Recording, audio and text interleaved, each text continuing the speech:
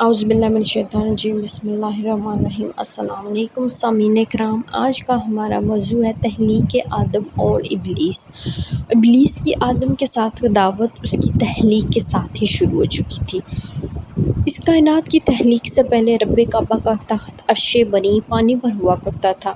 جب میرے رب نے یہ فیصلہ کیا کہ وہ کائنات تخلیق کرے گا اور اس میں اپنا ایک نائب یعنی خلیفہ مقرر کرے گا، تو سورہ بقرہ میں یہ واقعہ موجود ہے کہ فرشتوں نے کہا کہ کیا تو اسے نائب مقرر کرے گا جو زمین میں فساد پھیلائے گا اور خون ریزی کرے گا، جبکہ ہم تو تیری نوری مخلوق ہے اور ہر وقت تیری حمد و ثنا بیان کرتے رہتے ہیں۔ تو میرے رب نے کہا کہ بے شک جو کچھ میں جانتا ہوں وہ تم نہیں جانتے ہو۔ تو اس کے بعد اس کائنات کو تخلیق کیا گیا اور اس کائنات میں زمین کو بچھونا اور آسمان کو چھت بنایا گیا، اور اس آسمان کو چاند سے، سورج، ستاروں اور سیاروں سے منور کیا گیا، جبکہ زمین کو پھل پھول، پودوں، خوشبو، دریاؤں، پہاڑوں اور سمندروں کے ساتھ اس کو مزید خوبصورت بنایا گیا۔ جب کائنات کی تخلیق مکمل ہو چکی تو میرے رب نے حضرت اسرائیل علیہ السلام سے کہا کہ جاؤ روئے زمین سے مٹھی بھر مٹی اٹھا کر لے کے آؤ، تمام زمین سے۔ تو حضرت اسرائیل علیہ السلام نے حکم الہی سے ایک مٹھی بھر مٹی اٹھائی اور اللہ پاک کے حضور پیش ہوئے۔ وہ مٹھی بھر مٹی سرخ، سیاہ اور سفید رنگ کی تھی۔ اسی بنا پر آدم کی فطرت میں کہیں سختی اور کہیں نرمی پائی جاتی ہے۔ پھر اللہ پاک نے اپنے رحمت کی میل سے اس مٹھی بھر مٹی کو گوندا اور اسی کے خمیر سے آدم کا پتلا تخلیق کیا گیا۔ اس کا ذکر قرآن پاک کے سورہ الرحمن میں موجود ہے۔ خلق الانسان من صلصال کالفخار، ہم نے آدم کو صلصال یعنی کہ کھنکتی ہوئی مٹی سے بنایا۔ اور ایک اور صورت آیت میں موجود ہے کہ ہم نے انسان کو چپچپی یعنی لیس دار مٹی کے ساتھ بنایا۔ بعض روایات میں ہے کہ وہ آدم کا پتلا تقریباً 40 سال اور ایک میں ہے کہ 40 دن اور ایک روایت میں ہے کہ 3 دن تک ایسے ہی آدم کا پتلا پڑا رہا۔ پھر اللہ پاک نے روح مبارک کو یہ حکم دیا کہ تم آدم کے سر مبارک سے اس میں داخل ہونا شروع ہو۔ یوں ہی روح اس میں داخل ہونا شروع ہوئی، وہ خاکی پتلا گوشت پوست کی صورت میں بدلنا شروع ہوا، اور جو ہی روح حضرت آدم کے سینے مبارک تک پہنچی تو حضرت آدم علیہ السلام نے اٹھنے کی کوشش کی، جس کا ذکر قرآن پاک میں بھی ہے۔ خلق الانسان عاجلاً، ہم نے انسان کو بنایا جلد باز، یعنی جو ہی روح ان میں پڑی انہوں نے اٹھنے کی کوشش کی۔ اس کے بعد دہشت سے ان کے لیے لباس لایا گیا، وہ انہیں لباس پہنایا گیا۔ پھر اللہ سبحانہ تعالیٰ نے حضرت آدم علیہ السلام کو تمام اشیاء کے نام سکھائے اور فرشتوں کو حکم دیا کہ وہ ان اشیاء کے نام طے۔ جب فرشتوں سے پوچھا گیا تو انہوں نے کہا پاکی ہے تجھے، ہم اتنا ہی علم جانتے ہیں جتنا تو نے ہمیں عطا کیا۔ پھر اللہ تعالیٰ نے حضرت آدم علیہ السلام سے اشیاء کے نام پوچھے تو انہوں نے تمام اشیاء کے نام بتا دیے۔ پھر اللہ پاک نے فرشتوں کو یہ حکم دیا کہ وہ حضرت آدم علیہ السلام کو سجدہ تعظیم کریں۔ تمام فرشتوں نے حضرت آدم علیہ السلام کو سجدہ تعظیم کیا، سوائے ایک کے جو کہ جن تھا اور اسے اپنے ناری ہونے پہ بہت غرور تھا۔ اسے اپنے علم، اپنے زہد پہ اتنا غرور تھا کہ وہ یہ خیال کرتا تھا کہ جو یہ کائنات تخلیق کی جا رہی ہے اس میں رب کعبہ کا جو نائب ہوگا وہ اسے بنایا جائے گا، لیکن جب اس پہ ایک مٹی سے بنے ہوئے، گارے سے بنے ہوئے آدم کو ترجیح دی گئی تو اسے یہ بات سخت ناگوار گزری۔ اس نے آدم کو سجدہ کرنے سے انکار کر دیا۔ اس نے کہا کہ میں ناری مخلوق ہوں، میں آگ سے بنا ہوں، میں اس مٹی کے بنے، اس گارے سے بنے آدم سے زیادہ افضل ہوں، میں اس کو سجدہ نہیں کروں گا۔ تو اللہ پاک نے اسے جنت سے اسی وقت دربدر کر دیا اور تا قیامت تک اس کے جنت میں داخلے پر پابندی عائد کر دی۔ اس بات پہ اسے بے حد رنج ہوا۔ حوا یعنی کہ زندہ اماں حوا حضرت آدم علیہ السلام کی بیوی، جنہیں حضرت آدم علیہ السلام کی پسلی سے پیدا کیا گیا تھا۔ بعض روایات یہ کہتی ہیں کہ اماں حوا کو حضرت آدم علیہ السلام کی جنت میں داخلے کے بعد ان کی تنہائی کو پیش نظر رکھتے ہوئے تخلیق ان کا وجود میں آیا۔ لیکن سورۃ اعراف اور سورۃ طٰہٰ کی آیات سے ہمیں پتہ چلتا ہے کہ اللہ پاک نے حکم دیا کہ تم اور تمہاری بیوی شیطان سے محتاط رہنا۔ اس کا مطلب ہے کہ حضرت آدم علیہ السلام کی پیدائش کے بعد حضرت اماں حوا کی تخلیق بھی وجود میں آ چکی تھی۔ اللہ پاک نے انہیں جنت میں داخلے سے پہلے اس بات سے محتاط رہنے کو کہا کہ شیطان تمہارا اور تمہاری بیوی کا کھلا دشمن ہے، اس سے محتاط رہنا۔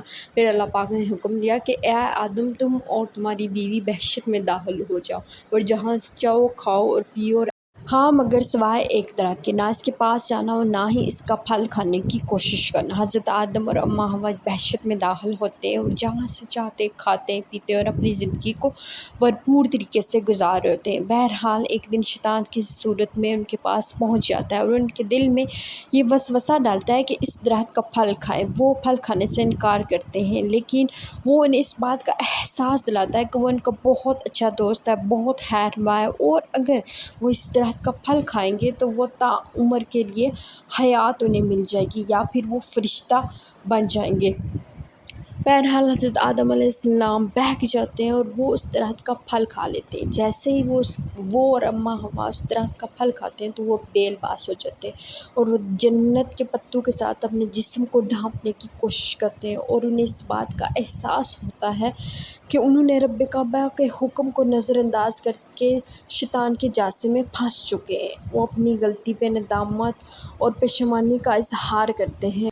ربنا ظلمنا انفسنا وان لم تغفر لنا وترحمنا لنکونن من الخاسرین۔ اے ہمارے رب، ہم نے اپنے آپ پر ظلم کیا ہے، اور اب اگر تو نے ہمیں نہ بخشا اور ہم پر رحم نہ کیا تو ہم ضرور خسارہ پانے والوں میں سے ہو جائیں گے۔ جب حضرت آدم علیہ السلام اور اماں حوا نے ان الفاظ سے رب کعبہ سے معافی مانگی تو اللہ پاک نے انہیں معاف کیا، پر انہیں جنت سے نکال کر زمین کی طرف بھیج دیا گیا۔ یوں حضرت آدم علیہ السلام کا زمین کی طرف سفر شروع ہوا اور ان دونوں کو دو الگ مقام پہ اتارا گیا۔ زمین پر حضرت آدم علیہ السلام نے جو پہلا کھانا کھایا وہ انہیں حضرت جبریل علیہ السلام نے گندم کے کچھ دانے دیے اور انہیں کہا کہ وہ انہیں زمین میں بوئیں۔ انہیں زمین میں بوئے، گندم جب اگی تو پھر جب گندم تیار ہوئی تو حضرت آدم علیہ السلام کو یہ حکم ہوا کہ آپ اس کو کاشت کریں اور اس کے جو دانے ہیں گندم کے، ان کو باریک پیس کر ان کی روٹی بنا کے کھائیں۔ تو حضرت آدم علیہ السلام نے زمین پہ جو پہلا کھانا کھایا وہ گندم کی روٹی تھی۔ اولاد آدم، حضرت آدم علیہ السلام کو ہر روز جڑواں ایک بیٹی اور ایک بیٹے سے نوازا جاتا تھا، اور پہلے دن کی بیٹی کی دوسرے دن کے بیٹے اور دوسرے دن والی بیٹی کی پہلے دن والے بیٹے کے ساتھ شادی کی جاتی۔ یوں اولاد آدم پھلی پھولی اور آگے بڑھی۔ اولاد آدم میں سب سے پہلا قتل قابیل اپنے بھائی حابیل کا کرتا ہے۔ چونکہ اس وقت کا دستور تھا کہ ایک دن کی جڑواں اولاد کی شادی دوسرے دن پیدا ہونے والی جڑواں اولاد سے ہوتی تھی، لیکن قابیل اپنی ہی بہن کے ساتھ شادی کرنا چاہتا تھا کیونکہ وہ حابیل کی بہن کی نسبت زیادہ خوبصورت تھی۔ اس مسئلے کو دیکھتے ہوئے حضرت آدم علیہ السلام دونوں کو یہ حکم دیتے ہیں کہ دونوں اپنی اپنی طرف سے قربانی پیش کریں، جس کی قربانی قبول ہوگی اسی کی شادی اس لڑکی کے ساتھ طے ہوگی۔ اس وقت کا دستور تھا کہ جس کی قربانی قبول ہوتی تھی اس کو آسمان کی طرف اٹھا لیا جاتا تھا۔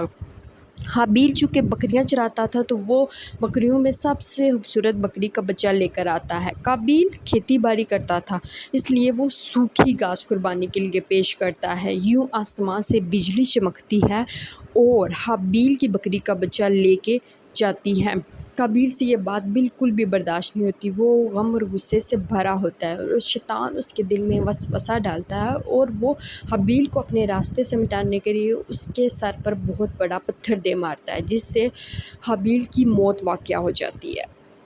حضرت آدم علیہ السلام کی وفات۔ جب حضرت آدم علیہ السلام کا اس دنیا سے جانے کا وقت قریب تھا تو انہوں نے اپنے بیٹے سے جنتی پھل کھانے کی خواہش کا اظہار کیا، تو ان کے بیٹے ان کے لیے جنتی پھل لانے کے لیے چل پڑتے ہیں۔ راستے میں ان کی ملاقات فرشتوں سے ہوتی ہے۔ وہ اپنے بابا کی خواہش کا اظہار ان سے کرتے ہیں تو وہ کہتے ہیں اب اس کی ضرورت نہیں، کیونکہ ہم اللہ کے حکم سے ان کی روح قبض کرنے آئے ہیں۔ یوں وہ ان کے ساتھ چل پڑتے ہیں اور جا کے اپنے بابا کے گلے رکھ کے بہت روتے ہیں۔